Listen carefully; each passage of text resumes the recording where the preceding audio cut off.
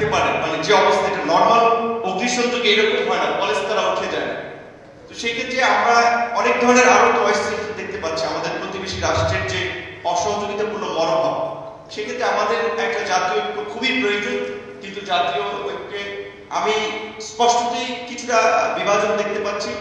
অনেক রাজনৈতিক দলই মঞ্চে এক রকমের কথা বলে, ভিতরে আরেক রকমের কথা বলে। এখানে এক ধরনের কথা বলে, বাট পলিসি লেভেলে যখন তাদের মধ্যে আলাপ আলোচনা হয়, ক্ষমতার ভাগ বটারা কেন্দ্রিক আলোচনা হয়, সেখানে আবার তাদের প্রতিযোগিতা আমি ভিন্ন রকম দেখি, শুনি।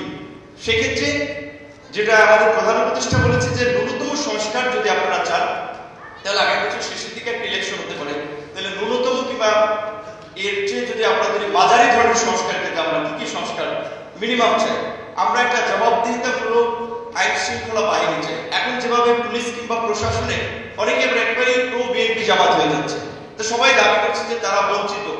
তারা যদি আবার আরেকটা রাজনৈতিক দলের এই প্রশাসনের থেকে প্রতিনিধিত্ব করতে চায়, তাহলে এই প্রশাসন তো হাসিনার প্রশাসন ছিল না, যে ঘটনাটি ঘটে গেল। যদি তাদের অবস্থানটা এটা হয়, 1.5 বছর যেতে কিংবা 1.5 বছর পরে ইলেকশন হলে তারপরে কি হবে? এই প্রশাসন থেকে আপনি জবাবদিহিতামূলক ব্যবস্থা কিভাবে আশা করবেন, কিভাবে জনবান্ধব কর্মকাণ্ড আশা করবেন? সেটা আমাদের আগে যারা ছিল আওয়ামী লীগকে খুশি করে তাদের নেতাদের সাথে দফা রফা করে তারা প্রশাসন চালিয়েছে, সামনের পরিস্থিতি তাই হবে।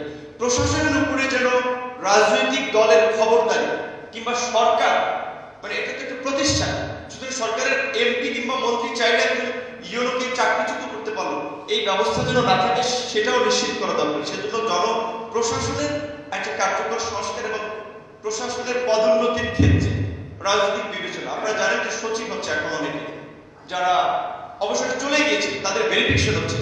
অর্থাৎ যারা যদি ধরেন আমাদের এই আন্দোলন সংগ্রাম ইনস্টিটিউটের পক্ষে লোক হয়, তাদেরকে আমরা পদোন্নতি দিচ্ছি। রাজনৈতিক সরকার এসে কি করবে? রাজনৈতিক সরকার কি তার বিরোধী? এখন তো আওয়ামী লীগের আছে কিনা, নাহলে তাকে সচিব পদে পদোন্নতি দেওয়া হবে না, জয়েন্ট সেক্রেটারি করা হবে না। তো এই যে আমলাতন্ত্রের খালি দোষ দিচ্ছেন, আমলাতন্ত্রকে তো করাপ্টেড কিংবা পলিউটেড তো রাজনীতিতে আমরা করে দিচ্ছি।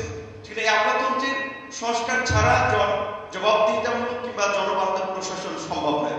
নির্বাচনের প্রশ্নে 91-90-এর কথা ধরেন, 3 জোটের রূপরেখা ছিল, 2 দলই ক্ষমতায় ছিল, কেউ কি রেখেছিল কথা? রাখেনি। সেক্ষেত্রে নির্বাচনী ব্যবস্থার প্রশ্নে যেন আমরা একটা নির্বাচনকালীন সরকার